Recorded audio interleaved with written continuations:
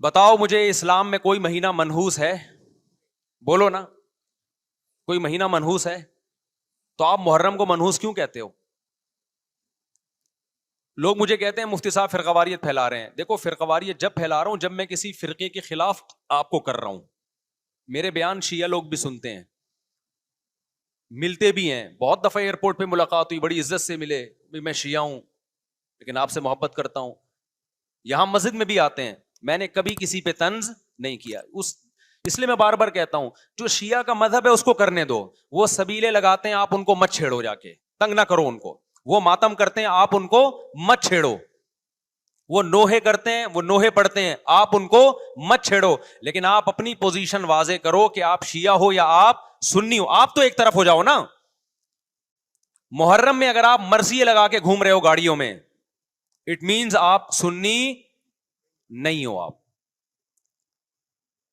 نبی صلی اللہ علیہ وسلم کی حدیث ہے ہمارے پاس، ہم اہل سنت والجماعت ہیں، ہم سنت کو فالو کرتے ہیں. تو سنت کیا کہتی ہے؟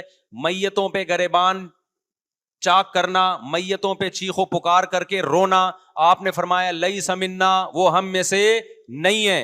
اور اس عمل پہ آپ صلی اللہ علیہ وسلم نے لعنت فرمائی ہے. لوگ کہتے ہیں حسین کی یاد میں رونا نبی کی سنت ہے. نبی صلی اللہ علیہ وسلم کو جب جبریل نے بتایا کہ حسین شہید ہوں گے، آپ روئے، اس لیے کہ اس وقت آپ کو یہ خبر ملی تھی. لیکن کیا ہر محرم میں آپ نے رونے کا پروگرام کیا ہے؟ یا صحابہ کو بیٹھ کے باقاعدہ رلایا ہے آپ نے؟ کیا ہو گیا بھائی؟ آپ کو بھی جب کربلا کا واقعہ کی خبر ملی آپ کی آنکھوں میں آنسو آ جائے، یہ نیچرل ہے، یہ حسین سے محبت کی علامت. لیکن ہر محرم میں باقاعدہ بٹھا کے رونے کا پروگرام کرنا یہ حسین سے محبت کی علامت نہیں ہے، بلکہ شریعت میں ناجائز ہے یہ غموں کو بڑھانا. یہ کہاں سے جائز ہو گیا؟ حضرت عثمان بھی تو شہید ہوئے تھے، نبی صلی اللہ علیہ وسلم کے داماد تھے. ان کی یاد میں آپ رونے کو سنت کیوں نہیں کہتے؟ ہماری نظر میں حسین کا قتل بھی بہت بڑا ظلم اور سیدنا عثمان کا قتل بھی بہت بڑا ظلم تھا. دونوں مظلوم تھے، دونوں مظلوم شہید تھے، ہمیں دونوں کی شہادت پہ غم ہے، لیکن اب اس غم کو مناتے نہیں ہیں. اسلام میں غم منانا سنت نہیں ہے. دیکھو جعفر طیار رضی اللہ عنہ، نبی کے چچا زاد بھائی، اہل بیت، جب آپ صلی اللہ علیہ وسلم نے ان کو لڑائی کے لیے میدان جنگ میں بھیجا، رومیوں سے لڑائی تھی. حضرت جعفر طیار کی 4 بیویاں تھیں. جب نبی صلی اللہ علیہ وسلم مسجد نبی میں بیٹھے، آپ کو فرشتوں نے اطلاع دی کہ جعفر طیار شہید ہو گئے. آپ صلی اللہ علیہ وسلم کی آنکھوں سے آنسو. یہ آنسو اس وقت نکلے جب عین شہادت کی اطلاع ملی ہے. اس وقت آنسوؤں کا نکلنا محبت کی علامت ہے. آپ نے صحابی رسول کو بھیجا کہ جاؤ آپ کی زوجات کو، بیویوں کو جا کے خبر دو کہ جعفر طیار شہید ہو گئے. کیا قربانی تھی صحابہ کی! آپ دیکھو ایسے جوان تھے جعفر طیار، خوبصورت جوان. غزوہ بدر میں جب مشرکین مکہ نے یہ نعرہ لگایا کہ حل میں مبارز، 3 سردار آئے، انہوں نے کہا پہلے تمہارے اندر سے 3 بہادر آئیں ہم سے لڑیں. دیکھو عربوں میں یہ ہوتا تھا کہ جب جنگ کے لیے 2 فوجیں آمنے سامنے کھڑی ہوتی تھیں تو پہلے دونوں طرف کے بہادر ترین لوگوں کی لڑائیاں ہوتی تھیں کہ جب تک دونوں میں سے ایک قتل نہیں ہوگا لڑائی شروع نہیں ہوگی. تو آپ کو پتا ہے کہ اس میں بہادر ترین لوگ نکلیں گے نا جو لڑنا جانتے ہوں. مشرکین مکہ کی طرف سے 3 یا 4 بڑے بڑے سردار آئے لڑائی سے پہلے، بدر میں لڑائی سے پہلے. انہوں نے نعرہ لگایا حل میں مبارز، کوئی ہے تم میں جو پہلے ہم سے لڑے؟ یعنی ادھر سے ہم 3 ہیں تو ادھر سے بھی کتنے چاہیے؟ 3 بندے. ادھر سے انصار صحابہ آئے. مشرکین مکہ نے کہا لیسو بی اکفائنا، یہ ہمارے جوڑ کے نہیں ہیں، قریشی ہاشمی چاہیے ہمیں، ہمارے نسب کے لوگ ہونے چاہیے.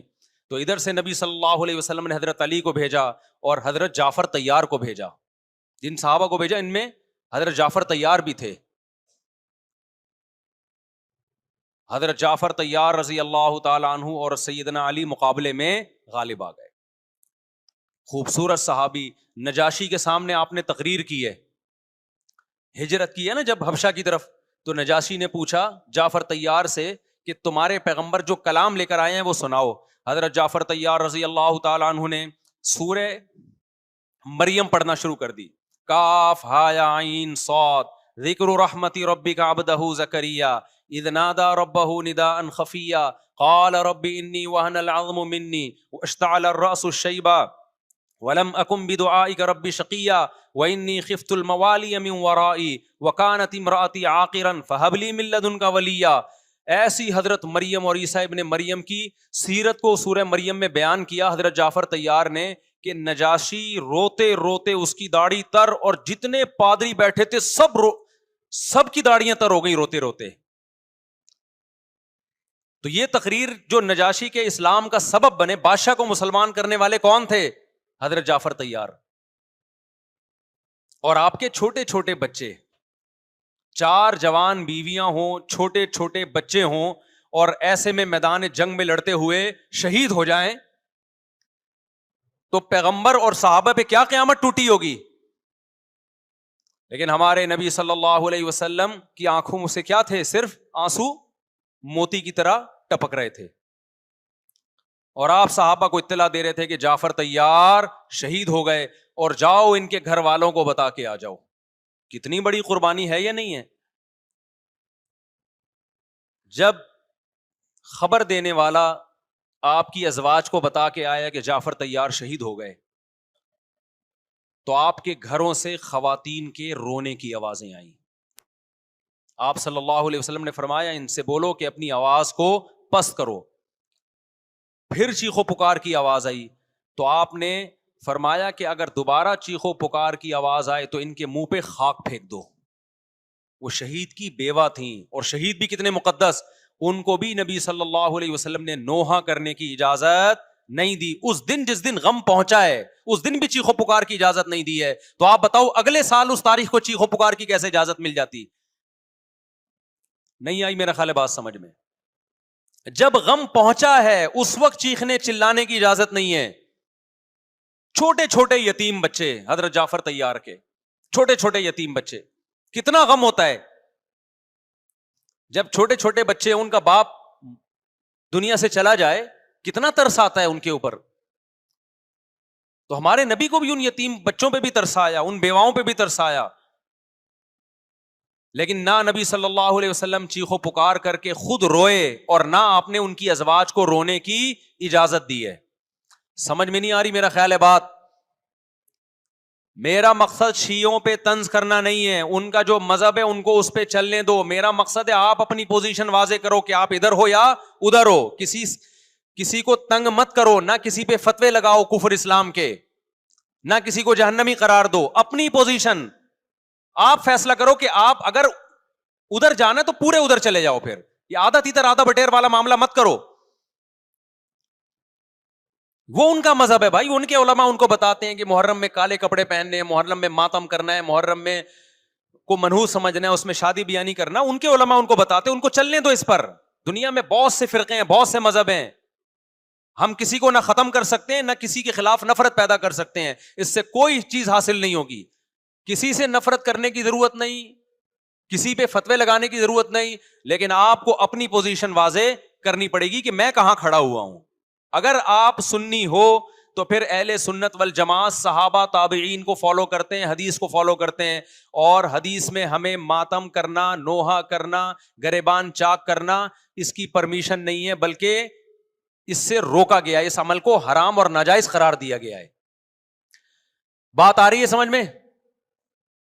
باقی جو شیعہ حضرات کرتے ہیں, ہمارے دوست ہیں شیعہ, میں مذاق میں نہیں کہہ رہا, ملتے ہیں ہم سے, میں کبھی ان سے مذہب کے ٹاپک پہ بات نہیں کرتا, نہ ان کو کبھی چھیڑتا ہوں کہ آپ یہ کیوں کر رہے ہو, یہ کیوں نہیں کر رہے. بھائی اس کا مذہب ہے, وہ اس کا فرقہ ہے, جو کرنے دو اس کو, ہم نہیں کرتے, کیونکہ ہم اہل سنت والجماعت میں. سمجھ میں آ رہی ہے بات کہ نہیں آ رہی؟ پھر ربیع الاول کا مہینہ آئے گا, اس میں بھی آپ اپنی پوزیشن واضح کرو کہ آپ ادھر ہو یا ادھر ہو. 2 فرقے ہیں, دیوبندی بریلوی. میں نہیں کہہ رہا کہ کون جنتی کون جہنمی, لیکن بر صغیر میں جن کو دیوبندی کہا جاتا ہے وہ نظر و نیاز تیجے 40 کے قائل بولو نہیں ہے. ان کی کتابوں میں لکھا ہوا ہے, وہ اس کے قائل نہیں ہے. اگر کوئی بزرگ ان میں قائل گزرا بھی ہے تو وہ اس کا ذاتی تفرد ہے, اس کو علماء نے فالو نہیں کیا, اس کو ان کی اجتہادی غلطی قرار دیا ہے. ربیع الاول میں جلوس نکالنا یا مزار بنانا یا مزاروں پہ جانا اس نیت سے کہ وہاں جا کے ہم کوئی قوالی پڑھیں گے یا کچھ بھی, ہمارے ہاں قبرستان جانا صرف اس لیے ہے کہ آخرت کی یاد تازہ ہو, بس اس کے علاوہ اور کوئی کانسیپٹ نہیں ہے. ہمارے ہاں قبر ایک بالش سے زیادہ اونچی بنانا جائز, بولو نا, نہیں ہے. قبر پکی کرنا جائز نہیں ہے. تیجے 40 کرنا جائز, بولو نہیں. آج ایک صاحب آئے, کہنے لگے میری ساس کا 40واں ہے, فجر میں کہنے لگے مجھے, کہہ رہے میں نہیں گیا تو بڑا مسئلہ ہو جائے گا.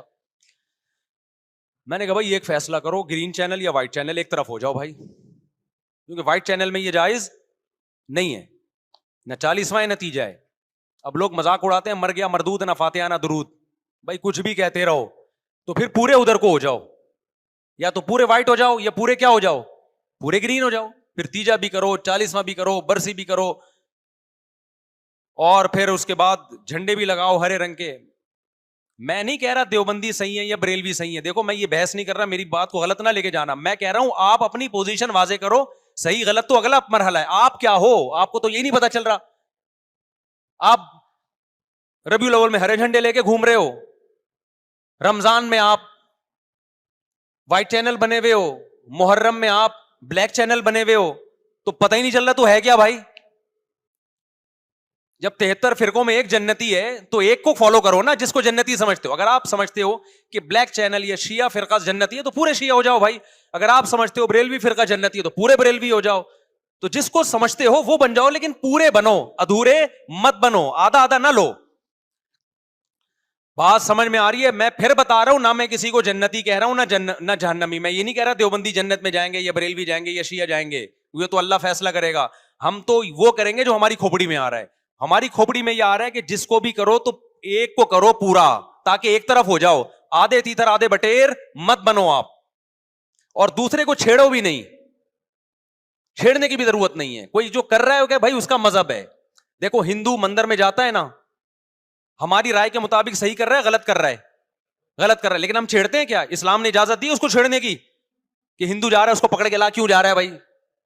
اسلام بولا بھائی لکم دینکم ولی دین, تمہارے لیے تمہارا دین, ہمارے لیے ہمارا دین. لا اکراہ فی الدین, دین میں زبردستی نہیں ہے, جو کر رہا ہے اس کو کرنے دو. تبھی اسلامی تاریخ میں کوئی ایک مندر بھی ہمارے علم میں نہیں ہے کہ اس میں ہندوؤں پہ پابندی لگی ہو کہ مندر نہیں جا سکتے. جب تک اسلامی حکومتیں رہی ہیں, ہندوستان میں 1000 سال مسلمانوں نے حکومت کی ہے. اگر ہندوؤں کو مندر جانے سے روک دیتے تو آج یہ مندر ختم ہوتے. اسلامی حکومت جب ختم ہوئی ہے تو بھی مندر لاکھوں کی تعداد میں مندر تھے. اسلام مسجد جانے کا حکم دیتا ہے یا چرچ جانے کا؟ بولو. مسجد. چرچ جانے کو غلط سمجھتا ہے کیونکہ وہاں غیر اللہ کی, عیسیٰ ابن مریم کی عبادت ہو رہی ہے. لیکن کیا اسلام آپ کو پرمیشن دیتا ہے کہ کوئی عیسائی چرچ جا رہا ہو تو آپ اس کو روکو کہ تو کیوں جا رہا ہے بے, مسجد میں آ؟ اجازت دیتا ہے؟ یا اسلام یہ کہتا ہے کہ اس سے بدتمیزی شروع کر دو آپ؟ بولو کیا ہو گیا؟ آپ کو سبق یاد کرا رہا ہوں میں, بدتمیزی شروع کر دو. یا اسلام یہ اجازت دیتا ہے کہ اس سے اچھا سلوک نہ کرو؟ قطعاً اجازت نہیں, بلکہ قرآن تو کہہ رہے ہیں ان اللہ یحب المقسطین, جو غیر مسلم تم سے لڑ نہیں رہے میدان جنگ میں, ان سے تمہیں اچھا سلوک کرنا پڑے گا, کیونکہ اللہ اچھا سلوک کرنے والوں کو پسند کرتا ہے. صحابہ کرام غیر مسلموں کو بھی ہدیے دیا کرتے تھے, نبی صلی اللہ علیہ وسلم نے یہودیوں کو بھی ہدیے دیے. تو جو مذہب اسلام کی طرف منسوب نہیں ہے, جب ہمیں ان سے اچھے سلوک کا حکم ہے, تو جو مذہب اسلام کی طرف منسوب ہیں, قطع نظر اس سے کہ وہ اس دعوے میں سچے ہیں یا جھوٹے, یہ تو بحث ایک الگ ہے, لیکن نسبت کس کی طرف کر رہے ہیں؟ اسلام کی طرف. تو ہمیں ان سے بدتمیزی بدسلوکی کی کہاں سے اجازت ہوگی؟